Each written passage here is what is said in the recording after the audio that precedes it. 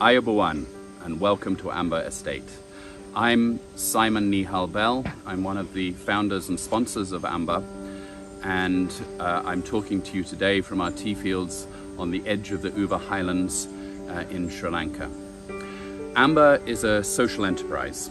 The four of us who are the founders all work in economic and social development around the world, and essentially we wanted to create our own model impact investment.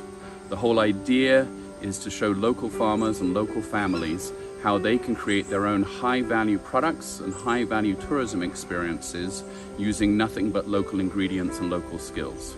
Our motto is, if it grows, turn it into a product. Right now we produce a whole range of teas, coffee, cascara, jams, chutneys, spices, essential oils, handicrafts made from local sisal and coconut, and a whole lot of other products, all using local ingredients and local skills. The four of us had all lived and worked in Sri Lanka. In fact, I was born in Sri Lanka, and we knew that we wanted to start our own first enterprise here in Sri Lanka.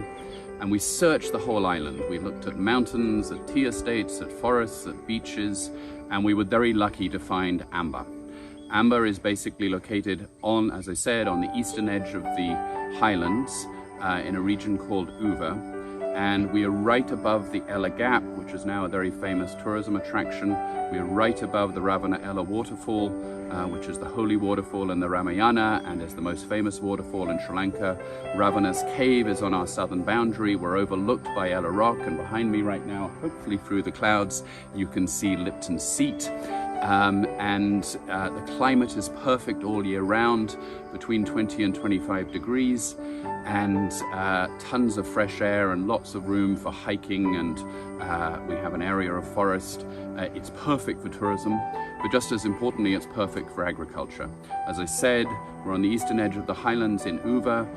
We get the winds and the rain directly from the east coast up to AMBA, which creates the distinctive Uva flavor.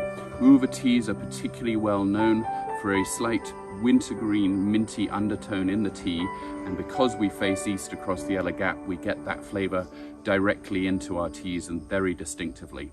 There's also a silicate in the soil which creates the particular flavor that Uva is famous for. Our soil here is very gravelly and crystalline, and we get a lot of that silicate through to the tea. And just to give you a sense of what makes AMBA's location so special, we're going to show you a little video of our location. Here we are in Sri Lanka, and you can see the east coast of Sri Lanka. And essentially the northeast monsoons and the winds from the east blow in over the east coast. They blow in straight over the plains, and they come running through the Ella Gap up to AMBA's ridge, which overlooks the Ella Gap. And you will now see, as we zoom in on AMBA, that we are perched right on this ridge. If you look on the right, you can see the Ravana Ella waterfall. As you look behind us, you see Lipton Seat, the place where Thomas Lipton first planted his tea. And we're looking out over the plains towards the sea. This is Eagle Rock in the foreground. In the distance there is Namanukala, the largest mountain in eastern Sri Lanka. There is Ella Rock, which overlooks the Ella Gap. And to tell you a little more about our terroir, here are Boudica and Udena. Hi Boudica, it feels good to be back again, right, at AMBA for the webinar. Every time I come here, we keep looking at the bushes and admiring the bushes and talking about this terroir and what's special about this terroir. Agreed, and I can see a lot of different seedling teas are growing. For an example, this is Assamica type of seedling tea, and we can see a lot of cross-pollinated teas as well, and it gives different uniqueness into the AMBA tea during the season, because it is uncommon thing. Yeah, it's special. Yeah. I think I'm thinking there are two things that makes it very special. One is that these are seedling bushes, yes, and they have grown naturally into what they are today over 100+ years. Yes. And those seedling bushes seem to be of sinensis variety and Assamica, and then they seem to have naturally cross-pollinated. Yes. And even in a typical Assamica bush, you have the large leaf Assamica and a sort of a circular leaf Assamica.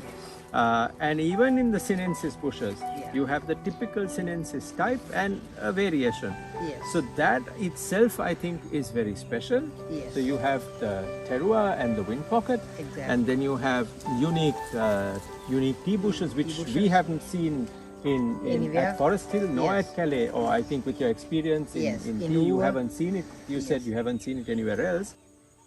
Yes. Brings me to another question. Yeah. Now, what does this wind pocket do to these, different bushes?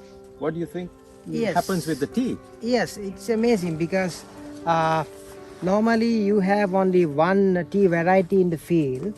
When you are having multiple varieties in the field, when the season starts, it's absorb the wintergreen winds to the two leaf and buds, and the different varieties, different cross-pollinated bushes give different variations into the tea, Into the flavors. So what this means is if you taste an amber tea even out of the season, Yes. because of this mix in cultivars, Yes. you would get a different flavor. Yes. And when you buy amber teas or taste amber teas during the season, Yes. it would make it even more special. Exactly, yes.